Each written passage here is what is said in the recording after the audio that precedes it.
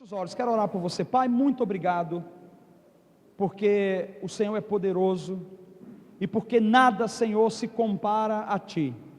Nós queremos clamar nesse dia que o Teu nome aqui seja propagado e que o poder da Tua palavra, da ministração da Tua palavra, possa fazer com que pessoas sejam alcançadas e transformadas no nome santo e poderoso de Jesus. Amém? Glória a Deus. Vocês estão tímidos hoje, não? Vocês estão bem aqui? Tanaka, está bem? Seu Dixon, como é que foi o concurso hoje? Fez uma boa prova? Vamos crer que você vai passar, em nome de Jesus. Todos sabem que a gente proclamou um tempo de jejum aqui na igreja. Deus me falou em fevereiro acerca desse jejum, e quando Ele me pediu para fazer esse jejum, Ele falou assim: prepare a igreja para o que está para acontecer. E quando Deus nos pede, nos dá uma orientação e nos pede alguma coisa, é porque Ele já sabe antes de nós o que está vindo pela frente. Então Ele está dizendo: igreja, prepare-se, igreja, santifique-se, igreja, arrume a sua casa, coloque a sua vida em ordem, coloque a sua vida no altar. E eu prontamente comecei a orar esperando a data certa, e esse mês nós estamos começando 21 dias de jejum. Daqui a pouco a Kate está com o material. Por família nós temos alguns textos explicando, é uma folha onde você vai poder entender sobre esse jejum e como fazer esse jejum. Eu não posso falar agora na palavra, que vai tomar muito tempo, mas tem duas maneiras simples e básicas para que você se mova nesse tempo de buscar a face de Deus. Só que uma das razões de iniciarmos esse jejum nessa época é porque Deus tem dito para nós, não só como igreja, mas como nação, como cidade, que nós estamos prestes a entrar em um novo tempo. Existe algo novo da parte de Deus que está para acontecer. E o que eu acho tremendo é que muitas vezes Deus nos encontra no momento que a gente menos acha que estamos preparados. Mas Deus conhece o nosso coração, e Ele sabe que somos pequenos, mas Ele sabe quão grande Ele é. E é por isso que Ele diz, quando Ele pede para jejuarmos, para estarmos preparados para aquilo que Ele vai fazer. Então eu quero declarar sobre a sua vida já nesse início, hoje à noite, que Deus está para fazer algo tão poderoso e maravilhoso, que vai de fato modificar a estrutura da nossa nação, vai dar um novo rumo a famílias, vai trazer famílias para uma nova fase, vai organizar a vida de pessoas. O ano do jubileu, como muitos têm dito, esse ano se concretiza a partir de setembro, uma época onde de fato acontece, quem estuda o contexto do calendário hebraico, é o ano do favor de Deus, o ano do perdão de Deus, do perdão de dívidas, é o ano do alinhamento, é o ano da graça, da misericórdia, mas é o ano da santificação também.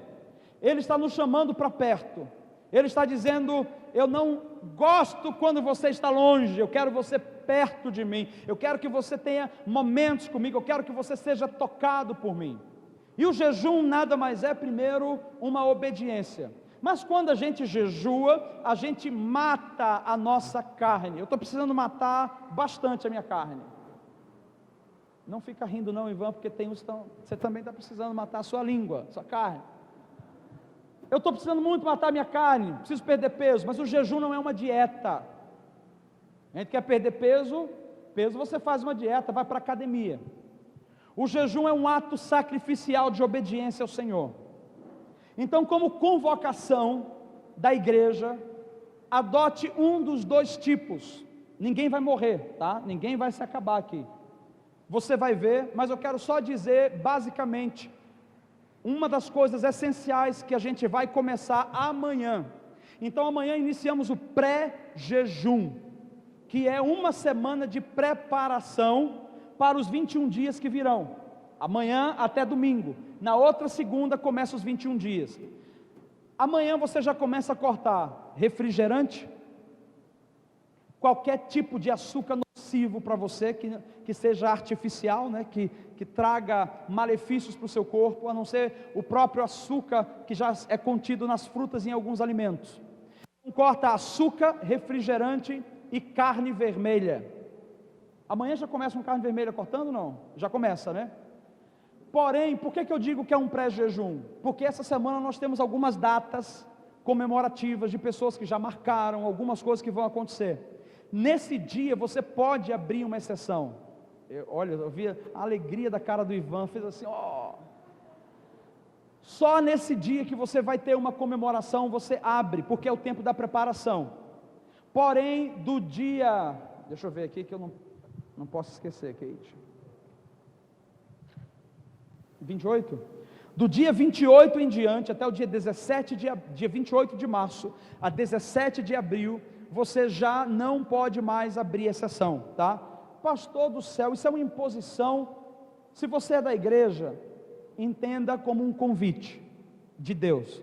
Se você não é obrigado, tá? Mas nós entendemos isso como um privilégio, porque o Senhor está dizendo para nós, eu vou pregar sobre isso hoje à noite: santificai-vos, coloque a casa em ordem. Eu não sei se você sabe, mas Jesus está voltando.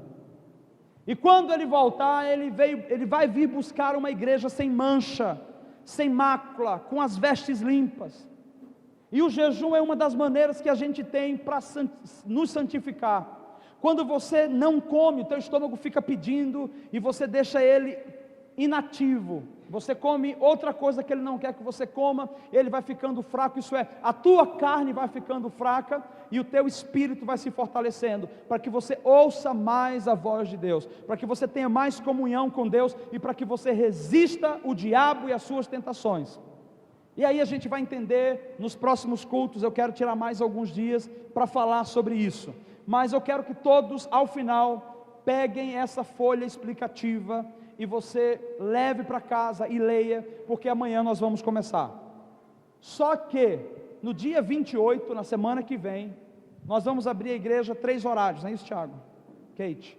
De 6 às 7 da manhã, de meio-dia às 2 e das 19 às 21, todos os dias dos 21 dias. Provavelmente tem a pessoa que queira passar a manhã inteira, então a igreja pode passar o dia aberto, vai ter louvor, leitura da palavra, você vai ficar aqui buscando a face de Deus, porque o objetivo é esse, é nos enchermos de Deus, é nos resguardarmos de todo mundanismo e deixar o Senhor falar conosco, amém? Então eu espero que vocês estejam animados. Eu lembro que uma das últimas vezes que eu fiz um jejum prolongado, eu fiz um jejum de 40 dias, mudou a minha vida radicalmente. Ninguém que se sacrifica pelo Senhor sai prejudicado, a gente só tem a ganhar. A sua vida muda, a sua vida espiritual melhora, o seu relacionamento, o seu ministério, tudo passa a melhorar, amém? Abra sua Bíblia comigo no livro de Josué.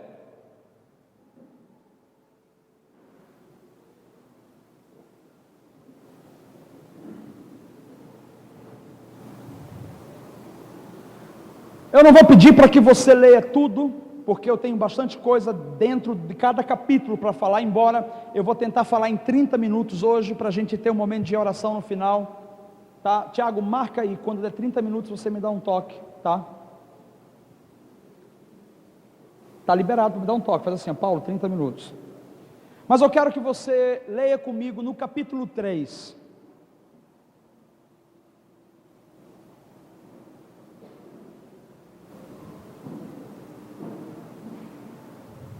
Eu vou te dizer já o versículo.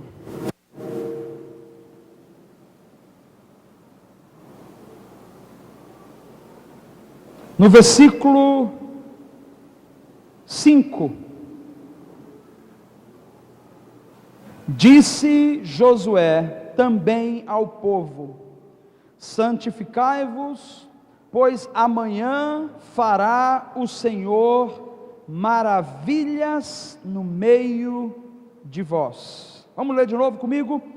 Disse Josué também ao povo: santificai-vos, pois amanhã fará o Senhor maravilha no meio de vós.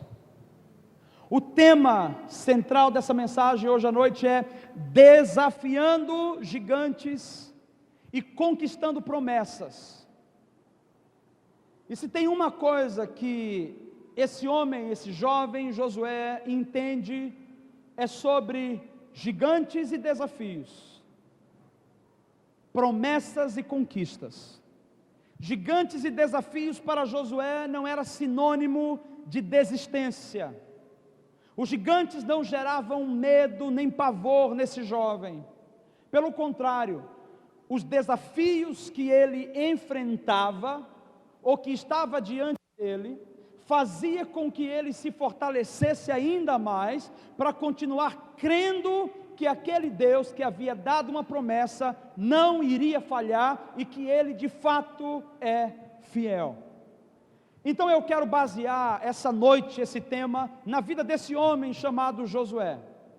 E para muitos que não sabem, Josué era um jovem como a maioria de nós aqui. A diferença é que ele tomou uma escolha, ele decidiu se desenvolver, ele decidiu crescer, ele decidiu sair da zona de conforto, ele decidiu sair do ambiente de comodismo. Logo cedo na sua vida, ele encontra um grande pai, um grande exemplo, que tinha sido o próprio Moisés. E Moisés, como um enviado de Deus, um homem que estava sempre próximo ao monte onde Deus se manifestava, Moisés recebia palavras diretas, via o Senhor, e a Bíblia relata que em muitos desses momentos, nós víamos Josué envolvido. Isso é, esse jovem tinha a oportunidade que todos os outros tinham, só que ele escolheu estar perto desse homem que estava construindo um legado para ele. Esse homem chamado Moisés, que foi um dos maiores homens que a gente enxergou na estrutura do Velho Testamento, porque foi aquele que teve a oportunidade de ser revestido pela glória de Deus. Ele não apenas viu a glória de Deus, ele foi tomado pela glória de Deus, a ponto da face dele brilhar, e as pessoas enxergarem esse brilho. Esse homem Moisés andava com Deus, e Josué prontamente se dispôs a servi-lo. Josué prontamente se dispôs a estar perto. Deixa eu abrir um parênteses e te falar. Quando nós andamos com pessoas que buscam a glória de Deus, nós desfrutamos dos mesmos benefícios que essas pessoas desfrutam. Quando nós escolhemos caminhar com pessoas que nos afastam dele, e nós não somos uma boa influência para ela, pelo contrário, nós somos influenciados, nós também terminamos desfrutando das coisas que essa pessoa desfruta. Então havia um povo numeroso que era liderado por Moisés, mas poucos queriam estar próximos de Moisés. E a razão pela qual poucos queriam estar próximos, porque Moisés tinha um compromisso com Deus. E quando a palavra fala acerca de compromisso, ela nos traz uma seriedade, uma responsabilidade muito grande. Porque Deus não é Deus de brincadeira, não que Deus não sorria, não que Deus não seja alegre, não que Deus esteja de mau humor, mas Deus é sério em sua essência. Na sua essência Ele é organizado, Ele tem direções e diretrizes, Ele tem princípios e valores. Então Moisés levava as coisas de Deus a sério, e era por isso que muitos não queriam estar perto de Moisés, porque estar perto de Moisés significava que eles também precisariam alinhar a sua vida. Sabe por quê? Porque onde existe luz, as trevas se dissipam. Isso é, se um momento ou outro eu estiver em trevas e eu me aproximar de quem está na luz, eu vou começar a enxergar as minhas falhas, eu vou começar a enxergar os meus defeitos. E um dos grandes gigantes que nós dentro da igreja temos dentro de nós, não é problemas externos, são problemas internos. Um dos grandes gigantes é o nosso próprio pecado, as nossas próprias debilidades. Só que Josué decidiu a melhor parte. Ele queria se expor à luz, ele queria estar na luz. O preço de renunciar à própria vida, o preço de ser exposto, não se comparava ao privilégio de estar perto de quem estava cheio da glória de Deus. Então a gente enxerga que Moisés vai ficando velho, e toda a trajetória maravilhosa que ele vai levando, precisou ficar para alguém. E no capítulo 1, você vai enxergar nos primeiros versículos, que o Senhor diz para ele, para Josué, Josué, depois do primeiro versículo, depois da morte de Moisés, servo do Senhor, disse o Senhor a Josué, filho de Num, auxiliar de Moisés, servo de Moisés, Moisés, meu servo, é morto, levanta-te agora e passa esse Jordão, e tu e todo este povo, a terra que eu estou dando aos filhos de Israel, e todo lugar que pisar a planta do vosso pé, será vosso. Aí o Senhor continua falando com ele, e diz assim, olha, tão somente o que? Não te desvies da minha palavra, guarda bem no teu coração as minhas palavras, e dela não te desvie nem para a direita, nem para a esquerda, tão somente tenha bom ânimo, seja corajoso, levante-se. Parece uma ironia, o Senhor repete tantas vezes para Josué, acerca da necessidade dele não desanimar, dele ter bom ânimo, acerca da necessidade dele não se desviar, porque Deus sabia o que estava para acontecer. Então ele se torna aquele que vem após Moisés, o herdeiro legítimo da unção que Moisés levava. Isso nos deixa pensar e entender uma coisa, que a obra de Deus nunca se limita a um único homem, ela sempre se propaga na vida de outros homens. Quando o homem tenta fazer de si o centro da visão e o centro do cumprimento da promessa, ele termina morrendo e o seu ministério fica esquecido. Porém, quando ele caminha, entendendo que ele está apenas construindo um legado, e ele projeta isso sobre a vida de outra pessoa, a vida dele se multiplica e o propósito de Deus na vida dele se cumpre lá na frente através de outra pessoa. Então a gente vê que logo cedo o Senhor estava ensinando para Moisés, para Josué, que ele não era o foco, que ele não era o centro, mas que ele havia sido escolhido. E por que ele foi escolhido? Dentre tanta gente, por que Deus escolheu Josué? Porque ele decidiu servir